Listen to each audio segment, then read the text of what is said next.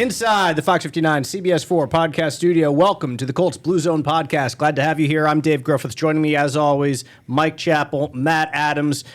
We are here for the home stretch of the NFL season as late November is upon us. Thanksgiving week is here. Happy Thanksgiving to all you and your families. We're coming to you a day earlier this week just so we could spend some great Thanksgiving time with our families and all that. The Colts enter with the most important stretch of the season coming up and beginning this weekend with the Houston Texans inside Lucas Oil Stadium. What they've done so far is fantastic, Chap, but we've said this before and it bears repeating again that really the race for the AFC South in the playoffs begins right now because you get 4 of your remaining 6 games against the best 2 other teams in the AFC South. Yeah, we'll get into KC later. Yeah, plenty. But the important game wasn't KC. That sort of determined, I think, the number 1 seed is out of reach. The Houston game, that's where it all has to start because I don't want to be the downer, but things could really spiral if you don't stop this 2 out of 3 losses because again, the Chiefs were the easier game record-wise. Everything's tough from here on out, and we'll see what this team's made of. Every team down the stretch was better than 500, except the Chiefs. Right. The Chiefs last week were 5-5, and the Colts just couldn't get it done there in Kansas City. And we'll talk about that plenty. With some, I think we have some thoughts on that game for sure. But a couple of news and notes before we get to that. We'll start with 3 Colts making the next cut for the Hall of Fame. And really, if you want to include another one, there could be 4. But Reggie Wayne, Robert Mathis, Adam Vinatieri, all are semifinalists for the Pro Football Hall of Fame. The list will be cut to 15 finalists later. I think the list is at 25 total right now. 26. Or 26, excuse me. And we'll throw in Frank Gore there as well, who's also one of the 26 semifinalists. But these 3 guys, of course, are the biggest 3 in terms of championship era Indianapolis Colts: Mathis, Wayne, Vinatieri. Of course, Chap, the voting process, which you have been a part of for a long time, has changed up significantly last year, makes it quite a bit harder for players who are the fringe, and I use that quote in quotes, but that's what they are. Right, the fringe is really, really good. Players to make the Hall of Fame. Like I don't mean to call them fringe players, you know what I'm saying? But in terms of guys that may or may not make the Hall of Fame, it's kind of becoming that, not just guys that, may have to wait a couple years, but it's with the voting changes and like how they do things differently and how it's not just like yes, no when you get to the final 5 players. It's like everyone's kind of has their own pot that they're voting yes for. So it makes it tougher for any of these guys to get in, whether it's Reggie Wayne, who's been on the cusp in recent years, Robert Mathis, 6 years, who has not quite made that final cut to get into the serious discussion, or Adam Vinatieri, who last year some people thought could be a first ballot guy as the NFL's all-time leading point scorer, perhaps the most famous kicker in NFL history since his leg won Super Bowls, multiple ones of them. Make a list of the top 5 most significant kicks in NFL history. He's on it probably multiple times. But nevertheless, he's just didn't make the cut the first year. Maybe he does this year. Out of those 3, the arguments you would make for them in a sentence or 2 before we dive into other things for them to be mentioned among the most elite of the players ever in pro football. Well, Reggie's made the final 15 in each of his 6 years. He can't really crack to get into the 10 and then to get to the final 5, although it's the final 7 now, which is the issue.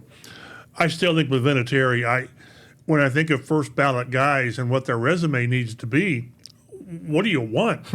and don't say he's a kicker. Well, again, all time, they keep points. So all time score, regular season, postseason, most kicks, regular season, postseason. I think he's won 4 Super Bowls. He is the reason that New England's dynasty began when it did with the kicks in the tuck game. Not one, but twice. So I still don't agree with him not getting in. Robert Mathis is tough. It's just tough. He should be in the wing of the very good. I don't know that. I think when we get to 15 that he might not make it. Reggie should have been in by now. I'll still say, and I'm not going to take too much of this podcast. But you'll die on this hill, dang it. But when they pushed Andre Johnson in ahead of him, it was just wrong. And ahead of Torrey Holt. Let's throw him in there, too. Both, right. And if you want to jump Calvin Johnson, go ahead. I understand it. But not Andre Johnson. And I'm not saying Andre Johnson isn't a Hall of Famer. I'm saying not ahead of Reggie and Torrey Holt. And this year we've got Larry Fitzgerald. And people kind of consider, he's a first ballot guy. Well, we'll see. Probably is. Drew Brees, first ballot. Well, we'll see. Yeah. But the problem, without getting too much in the weeds, we used to cut to 5, from 15 to 10 in the room, and then to 5, and then it was sort of a thumbs up, thumbs down. Well, now it's gone that we cut from 15 to 10 to 7. And then from that 7, only guys who get 80% of the votes make it. And when you're spreading votes between 7 people, it is difficult, especially if you have 2 guys who are no doubt guys, first ballot, or not even first ballot, but are going to make it. The math just makes it really hard to get more than 3 in. It just does. The whole thing is people thought that we were watering down the Hall of Fame with too many guys. And now what we're doing is we're pushing quality people forward that won't get in, can't get in. You know, coming up, we've got Adrian Peterson, we've got Tom Brady or Gronkowski. So it's just hard, but we'll see. I don't know. And the problem is these guys' stats don't get better. They got the same, body of work. It's just who they're going against. I would hope Vinny gets in. Again, Reggie, I hope he gets in. I'm losing my optimism because of the process, and the process is driving me just crazy. I don't agree with it, but that's where we are. So we'll see. I got my ballot to cut from 26 to 15, so I'll look over that in the next few days and get that in. But that's where we are. And when it gets down to those final votes, I mean, you mentioned Drew Brees, Larry Fitzgerald. Frank Gore's only a top 3 rusher all time in the NFL. 16,000 yards. Not too shabby. Phillip Rivers, also another former Colt, is one of the 26. Eli Manning didn't make it last year with 2 Super Bowls, and that's probably going to be a really interesting discussion now that Phillip Rivers is in there. And it was last year, yes, because Phillip doesn't have the playoff success, the Super Bowl Super Bowl. But he has the numbers. Neither did Dan Fouts. Right. I think Phillip is a lot like Dan Fouts, which Chargers. Yeah. So, coincidentally. But then, like I say, that's when Reggie has been to 2 Super Bowls and won 1, and Vinatieri's been to like 5. Yep.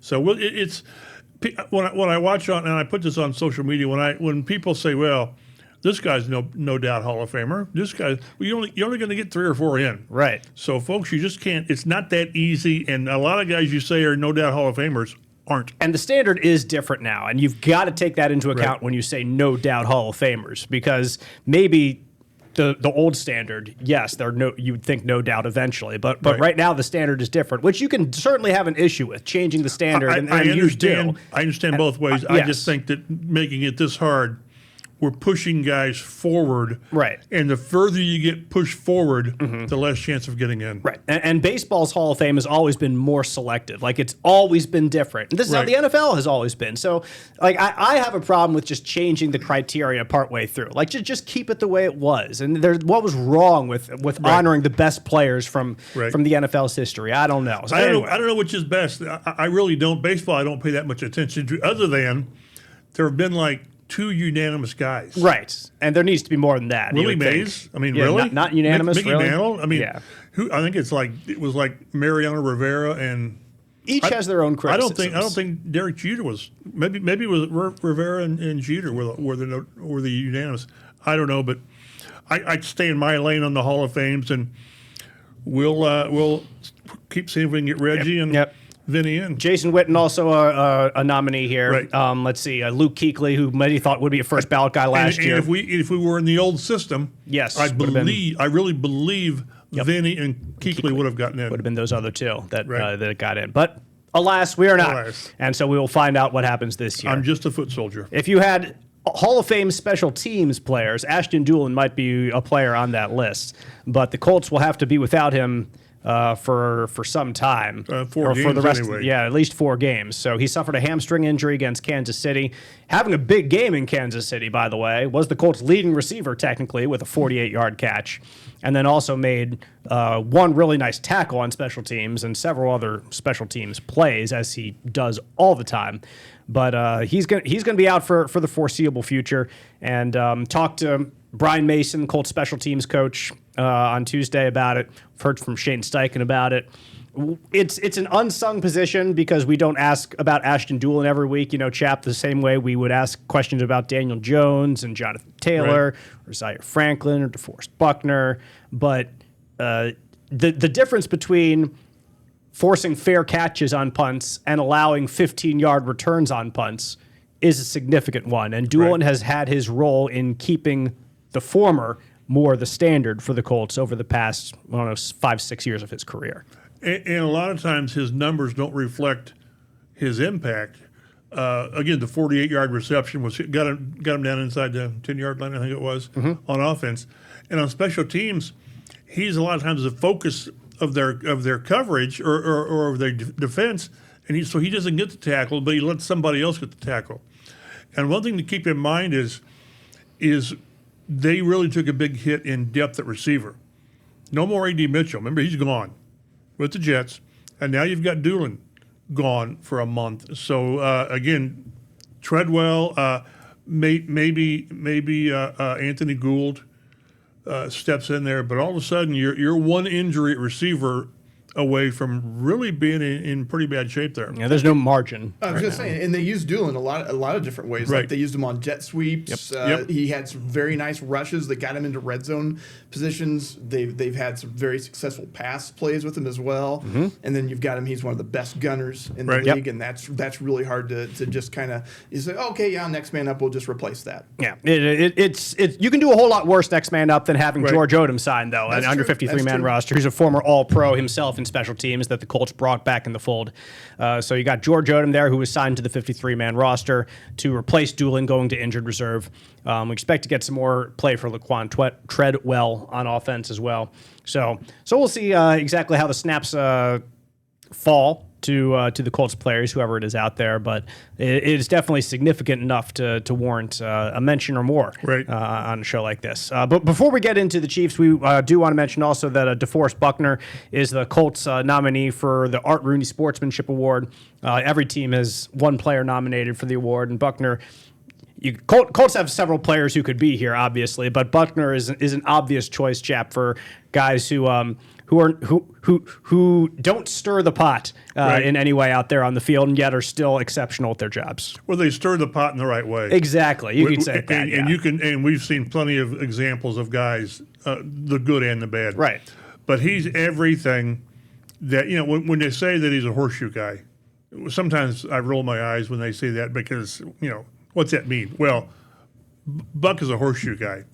He's one of their leaders. He's the guy that we've talked about that if he is somewhere else as a player, his notoriety is so much more than what it is here just because of the Colts not being in the playoff picture. If he's somewhere else, he's a top 4 player, top 3 player at his position. But he does things the right way. He's not out there in pushing guys around. I don't know that he trash talks that much. But he's one of their leaders in their leadership council. So this is when they say he's a horseshoe guy, start with DeForest Buckner. Yep, he keeps his teammates accountable as well. We've had several stories about that, about his role there. But Colts will be without him for a little bit. 2 more games. 2 more games, yes. This weekend and next weekend's game before he's eligible to return from injured reserve. Next weekend, I don't know, but I have travel booked. Yeah, I'm not going to mention that game yet. Well, we'll focus on the immediate game in the future, but we can't do that without breaking down a little bit of what happened in the past. The Colts fall in Kansas City to the Chiefs 23-20, an overtime win for Kansas City in a game they absolutely needed. Jonathan Taylor was limited by the Chiefs on offense, and I'm sure we'll talk about that a little bit. But Patrick Mahomes came alive in the second half, in particular the fourth quarter and down the stretch. But seen that before. Exactly. From my perspective, my first thought after this game went final was, you know what, pregame, like you expect, as we picked here, Kansas City to be able to at least be competitive, if not win this game, because their backs are against the wall. They have perhaps the best player to ever play his position in Patrick Mahomes, and they needed this win desperately, more so than the Colts did, to stay in or get back in the playoff picture. So you asked me before the game who wins, I would have said the Chiefs, as I did on this show. But just the manner it went down, I can understand being super frustrating for Colts fans. I can understand the vitriol online based on they go into the fourth quarter with an 11-point lead, and then it just slips away down the stretch, and they can't hang with them anymore in overtime. So like things went poorly for them eventually after they went fairly well enough for them through 3 games. But I have a lot of thoughts about this game, but and I think they draw some conclusions about this team. But I'll pass the torch first over to you, Chap, and what you thought about the game once it went final. Games come down to 3 or 4 plays. You make or you don't make. And this in the fourth quarter, it did that where Jones misses Pittman on that crosser where Pitt's open, and he just missed him. You convert that, I think there was probably 5 minutes to play. I don't know what it was. And I'm telling you, if Shane had a chance for a do-over, he would go for 4th and 3.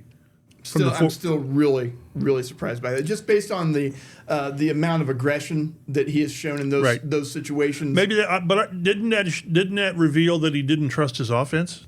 Yep. Yeah, probably, especially on this day. Because everything that his strategy was perfect.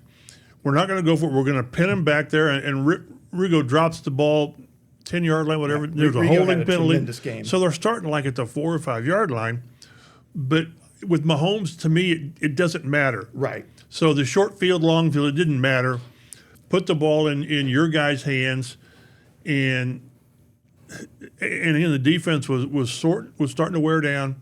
If he had to do again, I think he goes for 4th and 3. I think so too, but ifs and buts, right. you know. And for like, I think you hit the nail on the head with Mahomes. Like the length doesn't matter. Like they're the team that scored against the Bills that one time with like 13 seconds on First the clock. Thing that popped in my head was that. Yeah, it was like it doesn't matter how long they have to go. It's Mahomes back there. So don't give him the chance. You can't give him the chance. So it didn't matter if you didn't get the 4th down, they took over at midfield or whatever it was, or they get the ball at their 5-yard line. Like who cares? Right. But having to defend Patrick Mahomes for 90+ plays is not a feasible strategy to win. And you obviously don't go in with that strategy, clearly, but I thought the defense was fine in this game. I don't think they deserve much blame at all for this loss. They allowed 1 touchdown to a Patrick Mahomes-led Chiefs team.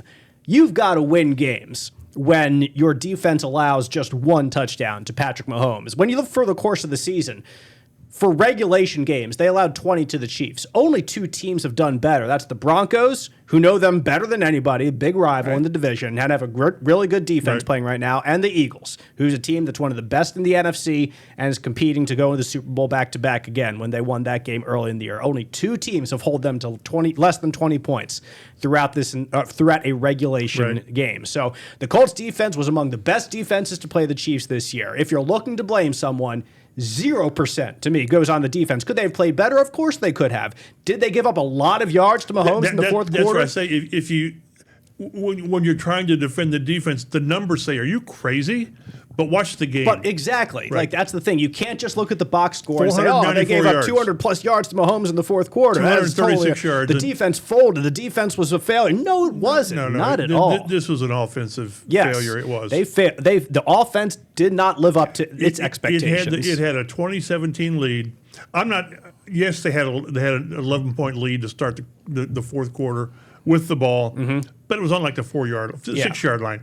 And then it's just tough to get out of there. You know what this reminded me just a little bit of? The 2021 Ravens game when they just kept scoring and scoring and scoring. Like that was more so for sure. Right. But it was the offense couldn't do anything. Right. Like they couldn't score once. They couldn't get first downs to just stop the Ravens' momentum. Right. It was the same thing here. They couldn't do anything to stop the Chiefs' momentum. Convert one of those third downs on those last 4 3-and-outs. 4 3-and-outs in a row to end the game. Convert one or two. Convert one, and you eat the clock.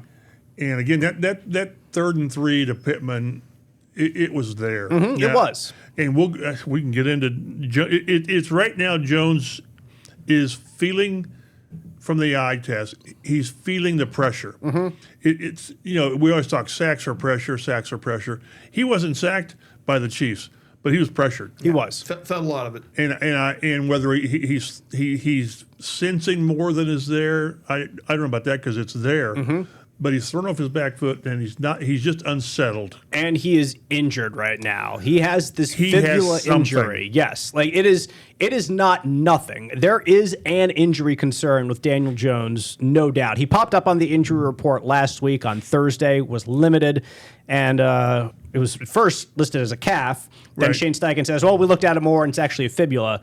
So what that means to me, I'm not a doctor, but it means either a bone bruise or a slight fracture to that bone in the back of your leg. So it's clear why you would say calf at first, because you have pain in the back of your leg. It's the same thing with like Achilles injuries. You say calf at first, and then you analyze it like, oh shoot, no, that's not really a calf. But so that's I expect that it happened sometime in the Falcons game. That makes sense. Well, of course, he's not going to say it. Like, he did use one word. I forget the word he used, but it made it seem like it was something that cropped back up when he got to work during practice. Because he was a full participant Wednesday. Yes, he was. Which if it popped up, and then he's limited on Thursday because that's when they said he felt discomfort in the calf. Yeah.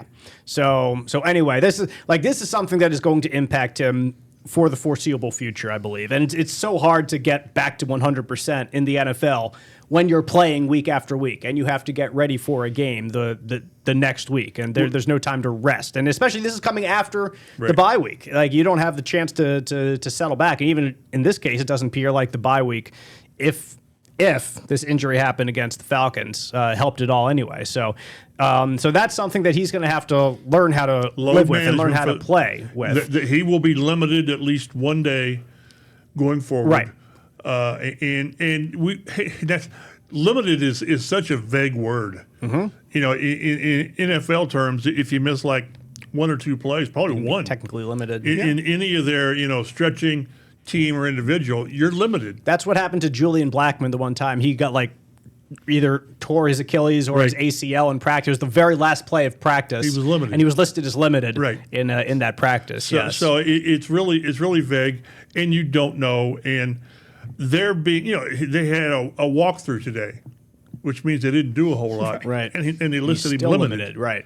Which I think the Colts are really trying to go to the letter of the law on the injury report, which was good for them. Good for them and good for us. But I'm telling you, to know. We've asked 3 or 4 times with Jones and with Steichen, and we're not getting anything. Nope, we're getting stonewalled, which is again what I would expect from both of them in this case. But for anyone to say that the injury is not a factor, it's wrong.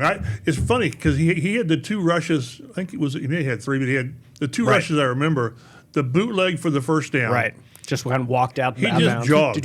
Well, and I'm thinking that's all he needed. But then when he scrambled up the middle for 13 or 14 yards, I thought he looked okay. Yeah. Did you think maybe not? I thought he looked okay. I don't think he looked great. But it was an awkward slide, at least. But we're always getting on these guys, and now make sure you get what you need and then go down. Go down, right? And then, so I don't know. And they've not running that much anyway. Right. Which from the start of the season, I was saying that last week. He said, well, we got Jonathan Taylor. Right. Because remember last year and the year before how, boy, now they got Anthony Richardson and Jonathan Taylor, double barreled. Yeah. They're not doing that with Jones, and he was a runner with the Giants. Very much so. And the Giants thought that was the best way to use him. Shane Steichen thought differently. Like when they evaluated him this past offseason, they came to a conclusion that, we don't have to use him like this. Because he's getting... And he's completing 65-70% of his passes. Getting beat up when you're running the ball. Yes, you don't want that. But this is just a transition into these next 6 games are just monster for where this franchise goes. And I want to make one point before we really turn the page. If you have a quarterback who's a little gimpy, which it seems like he is, you need to run the dang ball. You need to have Jonathan Taylor. And look, last week he had 16 carries for 50-some-odd yards. He averaged 3.6 yards per carry. If I asked you effective was Jonathan Taylor compared to Kareem Hunt in this game? What did Kareem Hunt average? Kareem Hunt averaged 3.5. He averaged fewer yards per carry than Jonathan Taylor And the did. difference was They stuck with the run game. They ran him 30 times, and it was 3 yards in a cloud of dust, 3 yards in a cloud in a of lot dust. of series it didn't work. It didn't. But then in the fourth quarter, the Colts defense got tired because they were starting to crop up on 60, 70 plays. Eventually, it got up to 90 plays, and they couldn't hang with him anymore. I always fall back on things that, working with Peyton Manning, he always hated to run bad plays. When you get to the line and you just know this play is not going to work, he knew that you had 60 or 65 plays a game, and don't run a bad play. I think the Colts in that game decided that a lot of the runs were bad plays. But if you've got a top 5 running game and arguably the top running back in the league, you just have to say, okay, this isn't a good look, but doggone it, we're going to run. Shane Steichen, in this case, you need to, as a play caller, swallow your pride, not try to get the perfect play call, not only give Jonathan Taylor 1 carry in your final 9 plays of regulation that are all 3 and outs. Right. When you're trying to keep a lead, you're trying to use a little bit of clock here and there, but no, didn't do any of that. Like kept passing, kept stopping the clock because the efficiency that they played with earlier in the game wasn't there anymore, and they didn't give their best player the ball. And they kept it in the hands of their quarterback in the fourth quarter of a game who's a little gimpy, who's not feeling 100% in his back leg. Now, you could say he's going out there and he needs to perform what the coaches give him. This is the NFL. This is big boy league, and that's completely correct. But you have to call the game the correct way for the players that you have at the same time. So that's my big thought on this game is that, like I've said it before, that sometimes Shane Steichen gets obsessed over plays over players. You've heard it before on this podcast. Said that before, yep.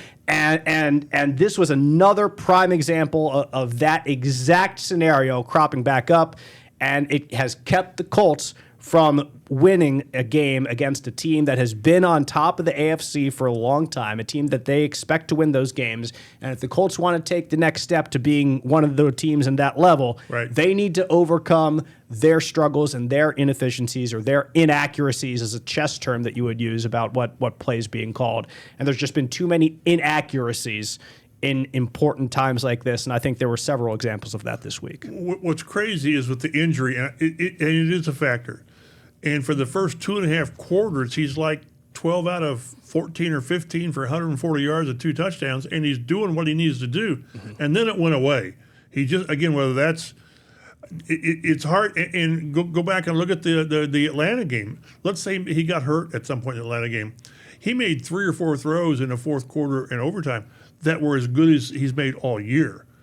So I don't know whether the bad finish of the 4 3 and outs with him throwing the ball most of the time was something that KC did. Was the leg bothering him? Maybe a combination of all 3. But when you've got the best player and you've got what you believe to be, everybody believes to be a top 5 running offensive line. Right. And tight ends that can block with Mo and Drew Ogletree is a good blocker. Mm-hmm. And Warren. Then force your will on them. I realize you're running into a bad front, but you can't be. You're letting the defense dictate what you do. And again, like you said, your quarterback right now might not be where he was the first 8 games. Yeah, I'm not buying at all that he's perfectly fine. Like they're saying he's out there. They're not saying he's 100%. He's out there. They're he's saying good he's to playing. go. Yeah, like right. he's not perfectly fine. So let's get that out there. And it's right different away. when you've got another player, another position. Nobody's 100% now. No, you're just not.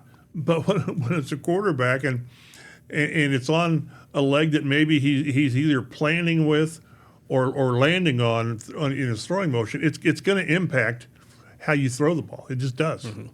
You're watching the Colts Blue Zone Podcast on Fox 59 now. This weekend's game against the Texans will be the My Cause, My Cleats weekend, so look for some brightly colored footwear out there at Lucas Oil Stadium on Sunday. There'll be about 70 Colts players and team personnel participating in My Cause, My Cleats. They're going to sport some custom highlights outlining important causes to them, to their families, whatever it might be. The NFL, Chap, has always been very strict about apparel and what you're allowed to and what not allowed to wear. And this is something players have wanted for a long time until 5 or 6 years ago when they allowed them like these unique opportunities to sport some specific causes. And it's been cool to see what specific causes really affect these players in different ways. Because it does reflect each player's individual personal experiences.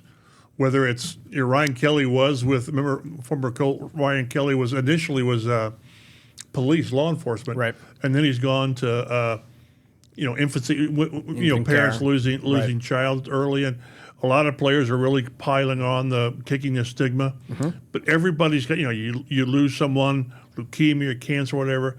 It's just interesting to see how these guys embrace that. And then a lot of times you'll donate these or auction them off, whatever, and that money would go towards the charity. So it's really a cool thing to see the league and the teams do. One player on the practice squad now, Chad Muma, actually allowed us at Fox 59 CBS 4 to get a little bit of a behind-the-scenes look at his plans. His foundation is in regards to diabetes because he's a diabetic himself.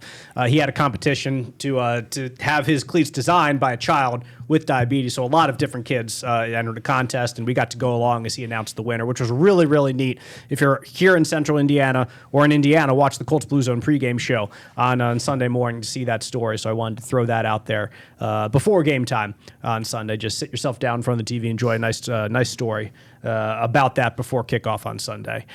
The Colts will take on the Houston Texans. CJ Stroud expected to return for Houston after missing the last 3 games. Concussion protocol. Technically, he is still in concussion protocol. Of course, I assume they'll probably try to clear him on Friday just to give you that extra Saturday that you can technically get cleared somehow-ish. With the Colts rules. Guessing a exactly. little. And well, yeah, guessing-ish. But heck, Davis Mills has played just fine. They've come in and won 3 games. Like, he's 3-0. Stick with Davis Mills. He's going to get Wally pipped out there in Houston, being the number 1 guy. Come on now. No. They're going to bring Stroud back as soon as he possibly can, which is very likely to be this weekend. In his games this year, Stroud completing 66.5% of his passes, 1,700 yards, 11 touchdowns, 5 interceptions. He's been okay. He took 17 sacks. Well, he's bbeen okay because his offensive line has been booty. Not okay. And yeah, that's the nicest way I can say it. There's Stroud is like, you can say that Stroud's taken a step back if you just look at his numbers again, but I think we've already proven here on this podcast that numbers don't tell the entire story of what's going on. And in Houston, the problem has been the offensive line. Like they put their eggs in some other baskets this year and allowed certain guys to walk, and they kind of showed the effects of those decisions. The entire offensive line leave. Mm-hmm. For some reason. I think of the Joe Burrow meme when they were drafting Jamar Chase. It was like Joe Burrow throwing to Jamar Chase and getting wrecked, or Joe Burrow having Penei Sewell in front of him and throwing to literally anybody. And so how the fans were pushing for that. And they'll like Jamar Chase now. Let's not get that wrong in Cincinnati, but still Joe has had a couple of injuries throughout his career that he's had to fight through because his offensive line has been somewhat questionable at times. So I think there could still be an argument to be made there as well. And you're seeing that same evidence cropping up here in Houston, a team that has been on top of the AFC South the past several years, but struggling to find their way back this year. They are right now 2 games back of the Colts at 6-5 on the year, but like I said, with 3 games in a row winning, that you are not counting the Texans out of this race yet. As you look at it on if you're following on YouTube or on Fox 59 now, it's the Colts at 8-3, Jaguars right behind them at 7-4, Texans at 6-5, and then the Titans way down there at 1-10 overall. I was on with a Houston radio station today, and they said, which team is in a more desperate situation in this game? And it's an interesting question, but it's Houston because they've got 5 losses. Right. But then I can argue that from the Indy point of view, you've lost 2 out of 3. Yeah. and you've got to hold serve at home, and then you see what happens. So, but Houston, this is a monster game for Houston. For them to fall 6-6, you say, well, they got time. Well, they're running out of time, Right. And again, they've got Jacksonville between them and between the Colts and them. So, just a huge game. I'm curious how Stroud comes out of not playing. Yep. For 3 games. Yep, I am too. He got Nick Chubb running in front of him, 435 yards rushing. Woody Marks has 422, so it's a bit of a two-headed monster there since they lost Joe Mixon early in the year, and he hasn't been playing. So it's been kind of a little bit of a mix between those two guys. Woody Marks is he a rookie or is he a second-year man? He's a rookie. I thought so, Matt. Just they've thank you. They've got a lot of prominent rookies They do. On this team, especially on the offensive side of the ball. A couple of receivers from Iowa State, and then Woody Marks out of USC as well. Yep. Let's see. Dalton Schultz and Nico Collins, both with 52 catches, lead the way. Of course, Nico, his last 3 games against the Colts have been absolutely stunning and spectacular. 170, 180. I mean, like lots of yards, lots of catches. I will say he has not gone against Mooney Ward and Sauce Gardner. Very true. So that is significantly different than what he has faced in the past against, Dallas Flowers and Darrell Baker Jr. on Sunday, then God bless him. Right. Exactly. I still have that vision of him going 80 or 75 yards on that early in that game. Yep. Because he ran past the corner. It might have been Jalen Jones. Might have been. And the safety was, late. Yeah. Just a half step late. And Nico's a really good player. Yep. Like he didn't all of a sudden become not so good because his numbers are a little down this year. Again, like numbers not everything. Like this Houston Texans offense has found some things difficult to come by because they have not been able to protect their quarterback. And that's the long and the short of it right there. Matt mentioned the young receivers, Jaden Higgins at Ohio State, Jalen Knoll, also Xavier Hutchinson, like 20 to 27 catches in the range for all those guys, so spreading it out between them. But the story of this Houston Texans team is its defense. They have the best defense in the NFL. And with DeMeco Ryans as their head coach, that should be no surprise. That's his specialty. He's really good at it. And they have perhaps the best pass rush duo at the bookends of defensive end in the NFL between Will Anderson Jr. on one side and then on the other side, the man who is almost a Colt himself but didn't quite make that final push, Danielle Hunter. They have combined 21.5 sacks between those two. And with the way that the Colts offensive tackles have played the past couple weeks, you could be genuinely concerned about what these two guys have in store for the team this weekend. But again, I think the protection has been beyond the tackles. It's been blitz pickup. Yes, and that's where that's fair. Thank you for they're bringing somebody fair. else that either you didn't expect or you thought the ball would be going quicker. And that's I've finally gotten myself to where I'm not saying this is an offensive line problem. It's a protection problem. Jonathan Taylor's given up a couple of sacks. Now, of course, again they give up none. Last week, but what was it? Chris Jones was in the backfield like 4 or 5 times. Yes, right. And that's where pressure matters. And what's really crazy, and this is a total numbers thing, is Houston's like with their reputation of the pass rush and these two guys, and they've got 33 sacks. But the Colts have 33 sacks. Yes, they do. So this is a comparison of a pass rush that features two guys that will blow up a game, opposed to a sack by or pressure by committee with what who's their leader? Latu with 6.5. I think it is Latu. 5.5, 6.5. So that's the difference. And this is also, and I asked Shane Steichen this today, and I didn't ask it the right way, but when you're an offensive play caller like he is, and you just have to expect 2 or 3 bad plays because they're going to win a handful of plays. And that's the shame, the unfairness of the NFL, where Bernard Ryman can win 57 plays and just stone the defensive end. Right. And the defensive end beats him 3 times. And he's the worst tackle of all time. Correct. Right. But that's the way it is. And so you're going to have to accept the fact that these guys are going to win a play or two. Now, it can't be a sack strip for somebody. Limit the damage. But you have to understand that, I think, when we talk about who's going to win or lose, this is going to be a rock fight. This is going to be, it's going to be bare knuckle type things. And if you can keep the pass rush away, and maybe Buffalo thought that, and they got Josh Allen, 8 times? 8 times. Yeah. 8 times. 8 times in that game. I don't care who your quarterback is. When we saw the last 2 Super Bowls, I think that the Chiefs have lost. Mahomes just got swarmed. And when your quarterback either is getting pressure or thinks there's pressure, it affects everything you do on offense. For sure. Completely agree. And this Texans team has pressured the quarterback really well in all their wins, and even in some of their losses, too, where the offense just hasn't been able to keep up. And the thing is they can win one-on-one on the outside with their pass rushers, and so they don't have – they'll blitz some. But they don't have to blitz. Which means you can cover. Which means you've got more guys in coverage. Everything gets clogged out. It gives your pass rushers more time to get there. Then it just you know a great way to attack that?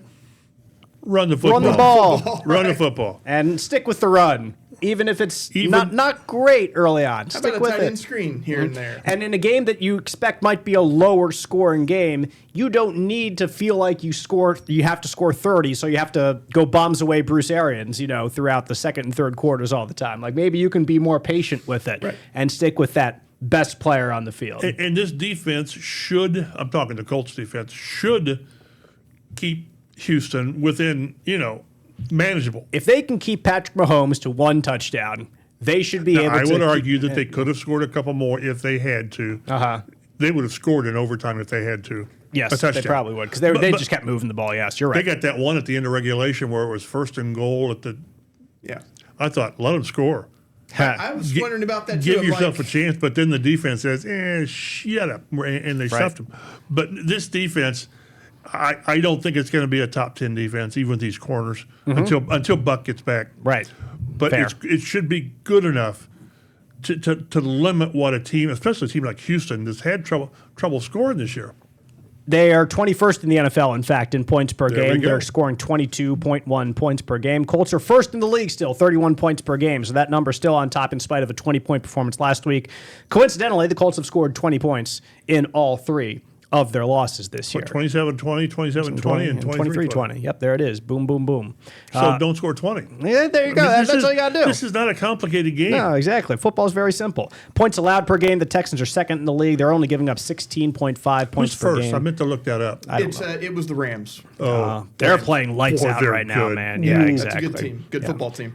Colts are 9th in the league in points allowed, still top 10 at 20.8 per game. Point differential, Colts still sitting up there at plus 112, so they're way up there. Texans at plus 61. For a team that's 6-5, having a plus 61 point differential tells you that, again, like they don't lose big when they lose. So they're playing in close games. That defense keeps them in every game until the bitter end. Total offense, Texans are 19th in the NFL, 323 yards per game. Colts second, way up at 384 yards per game.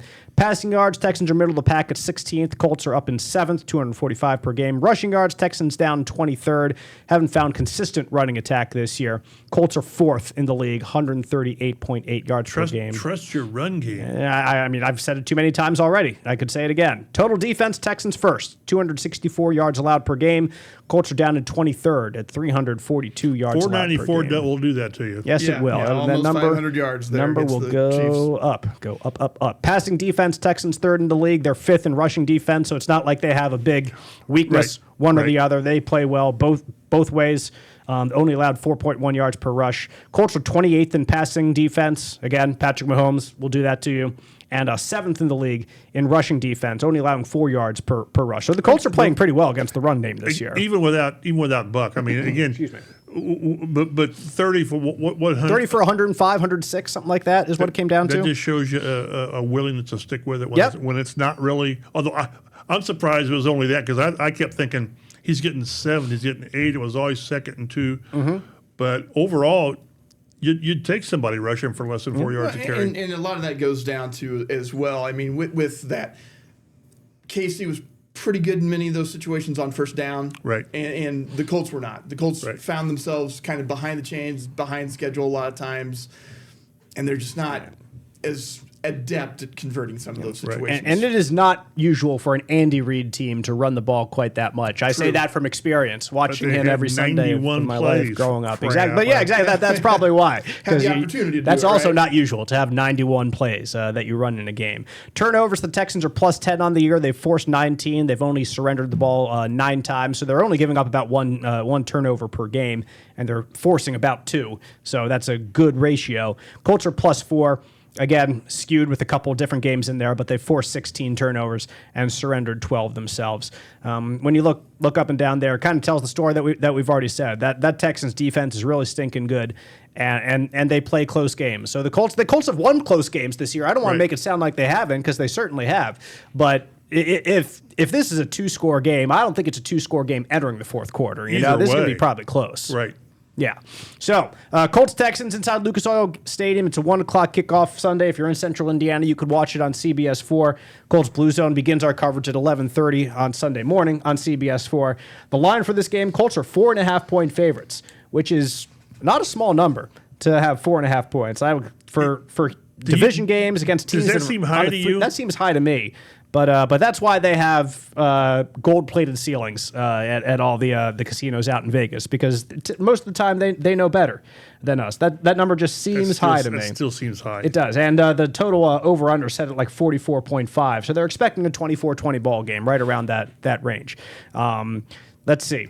I don't think that's unreasonable if you just kind of look at the numbers and everything we've talked about so far. But I wouldn't be surprised if this is a low-scoring game. If the Colts get to 25, I think that would be a really, really significant accomplishment against this Texans defense. And with the way that they've looked just last week against Kansas City, and with Daniel Jones clearly not being 100%, like there's a lot of factors I think that goes into like how the Colts are playing right now. Sure, they're averaging 31 points per game, but right now I'm just a little wary of their scoring output. And I don't want to be taken prisoner of the moment here and just focus too much on what's happened, but nevertheless, I think it shows some concerning trends and issues that have cropped up that might limit this offense's capability, I guess, in this game is what I'm trying to say. That's why, since we're winding down here, I'll just mention it, that's why this game is, to me, such a pivotal game for the Colts on where they go. Because, again, I'll mention it, they go to Jacksonville next week. They haven't won there in, what's it been, 10, 11 years? Since, they haven't won there since 2014. And then they go to Seattle, which is maybe the second or third best team. That is a tough place to play. In the league. And then you're home with, good point. home with Frisco, I think it is. Yep. And then you finish with Jacksonville and Tennessee. Houston again. So Houston. You need to get this stopped now. You just do. Because I was thinking the other day where this thing could go if it doesn't. Mm-hmm. I'm talking moving into the off season, and you don't want to go there. You need to write this for the franchise and for Daniel Jones, just so you know what you've got moving forward. And that's why I say it's just such a not. Is it a must game? It's a better win game. You better win this one. Yeah. And they're back home for the first time in like a month. I need to see when the last time they've been away this long. It's a quirk in the schedule with Atlanta being a home game. That's in Berlin. Right. And then you've got the bye. What was the last home game? Tennessee? Yeah, Tennessee was the last home game. Gosh. October the 26th. And you got to protect. I think the last time they were unbeaten at home was 2006. Which was a good year. Which was a good year. 2006, yeah, exactly. A good year. So, but they need to get this righted now for a lot of reasons. Initially, if you can win this one, you haven't taken Houston out of it, but you've really put them behind the 8 ball. You really have. So, but I think nationally, if you read stuff nationally, this feeds into the. Well, they were 8-2 because they smoked Miami and the Raiders and Tennessee twice. Yep. And now this is what they're doing against the tougher teams. Although I'll mention this and then we'll go to our picks. But the best post on social media that I saw Sunday after the game, and if I could remember who posted it, I'll give him credit. they said two things. One, I won't say what word he used. He said, you're irritated that the Colts lost, and you should be. They should be. Number two, you should believe that these guys can beat anybody in the AFC, and both are true.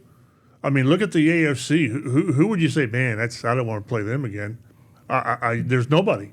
Buffalo, I mean, Buffalo's had too many clunkers this year. Right. Way too many. Kansas City, Baltimore, who may not even make the playoffs. Baltimore's playing well now, though. Like, they've won a couple in a row. Right. But the whole thing is as bad as people felt after not holding an 11-point lead, it's still, things are still there for you. Yep, very much. But it's got to start now with Houston, and then you got, if you can find a way to beat Jacksonville in the black hole, then you're doing pretty well. Yep.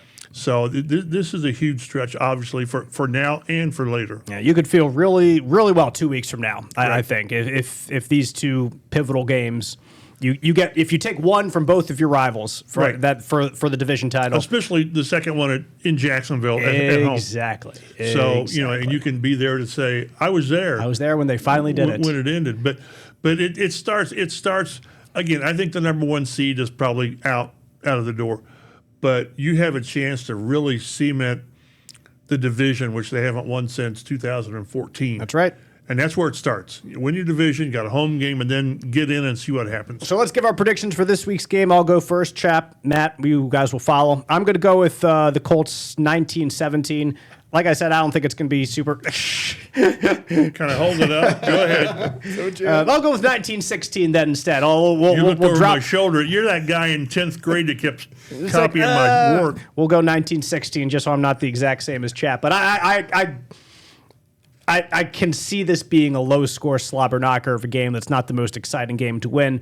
But I think the Colts are made enough to win games like this. Like I said, it's not like they can't win close games. You should be frustrated about last week for different reasons, but hopefully some of the lessons learned are immediately put to use, and the Colts get one at home and feel a little bit better about themselves heading into the black hole next weekend, Chap. Yeah, we're on the same page. Exactly. I've got 19-17. Yep. And again, like I mentioned, it's going to be a rock fight. There's going to be bad plays. You can't make bad plays, awful plays with strip sacks, and when they beat you, you just say, "You got me on that one." Mm-hmm. And punting won't be a bad thing. Turnovers will be awful. Yeah, can't do that. Yeah. And what's crazy is you lose in Kansas City, and on the paper it was a clean game, no sacks and no turnovers. You're supposed to win those games. Well, make those 3 plays. Pick out 3 plays in the second half, and if you make 2 of them, you win. Right. So. That's what it comes at. Whatever the reasons were, they didn't make them. It's what they were. But make those plays. They play better at home. Teams do. So find a way to win 19-17. Maybe a Michael Badgley field goal to win it. Let's make it like a 34-yarder. How about that? And feel a little bit more comfortable about that. A lot more comfortable. Matt, what you got? Well, I'm gonna keep the faith for another week. They've lost 2 out of 3. And I'm not feeling great about some things that we've seen from the football team last couple of weeks, turnovers and sacks. It was a little bit better, but still got a lot of pressure against KC, and I know that that's something that the Houston Texans excel at. But I also trust Shane Steichen's game planning. I think they can come out with a win here. I'm going to go not with a 19-point score. I'm going to go 24-20 for the Colts getting the win and getting a big AFC South win at home. Matt agrees with Las Vegas, 24-20 ball game right there. That's what I have. You might as well. They're richer than us, so they're right more often than not. Big game this week, and.